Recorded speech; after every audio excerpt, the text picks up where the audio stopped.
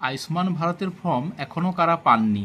Ration card কি RKSY 1 অথবা RKSY 2 হওয়ার জন্য এখনও পাননি, নাকি SPHH হওয়ার পরেও এখনও আশাকর্মীদের কাছ থেকে ফর্ম কোনোভাবে বা কোনো কারণে হয়তো পাননি? তো চলুন, চিন্তা করার কোনো কারণ নেই। কারণ যারা এই আয়ুষ্মান ভারতের কার্ড পাবেন না তাদের ক্ষেত্রে আবার একটা সুখবর চলে এসেছে, মুখ্যমন্ত্রী নিজেই বলে দিয়েছেন। চলুন সেটা নিয়েই আমি আজকের এই ভিডিও। কি খবর মুখ্যমন্ত্রী আমাদেরকে আপডেট দিয়েছেন যারা আয়ুষ্মান ভারতের আওতায় এখনও আসতে পারেননি কোনো কারণে।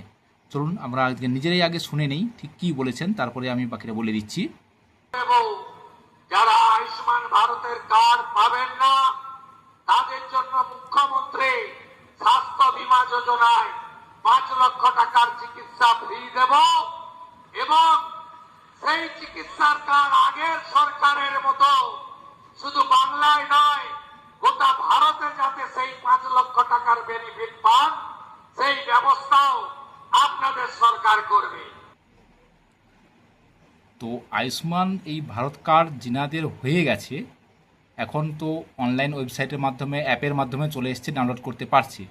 তো তাদের ক্ষেত্রে কিছু ক্রাইটেরিয়া ছিল, সেই ক্রাইটেরিয়া ফুলফিল করেছে বলে তাদের ক্ষেত্রে হয়ে গেছে।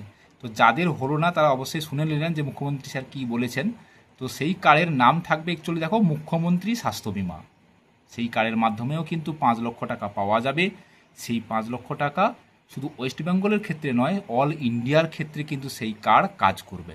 ঠিক আছে, সেটা মুখ্যমন্ত্রী সে আমাদের নিজেদেরকেই সবাইকে জানিয়ে দিয়েছে যে যারা বাদ যাচ্ছেন তারা কেউ স্বাস্থ্য মানে ফ্যাসিলিটি থেকে বাদ যাবে না, ওই কার্ড থেকে বাদ গেলেও মুখ্যমন্ত্রী স্বাস্থ্য বিমা কার্ডের সঙ্গে তারা অ্যাড হয়ে যাবেন। তো কারা থাকবে এই মুখ্যমন্ত্রী স্বাস্থ্য বিমার আওতায়?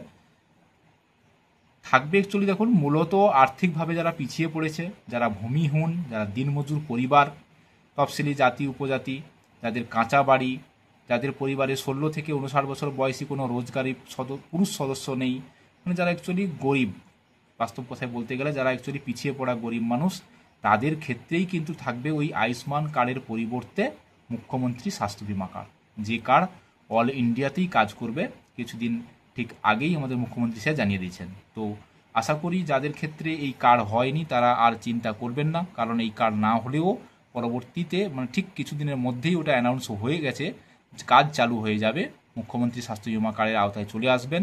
আশা করি কেউ বাদ যাবেন না চিকিৎসা থেকে, চিকিৎসার এই ফ্যাসিলিটি সবাই পাবেন এবং সবাইকে সুস্থ রাখাটাই হচ্ছে বর্তমান সরকারের মূল উদ্দেশ্য, যেটা মুখ্যমন্ত্রী স্যারের কথা শুনে বোঝাও যাচ্ছে। ঠিক আছে, তো আজকের এই আমার পরবর্তী আপডেটগুলো পেতে আমার চ্যানেলকে অবশ্যই লাইভ সাবস্ক্রাইব করে রাখবেন। চলুন তাহলে আজকে ধন্যবাদ।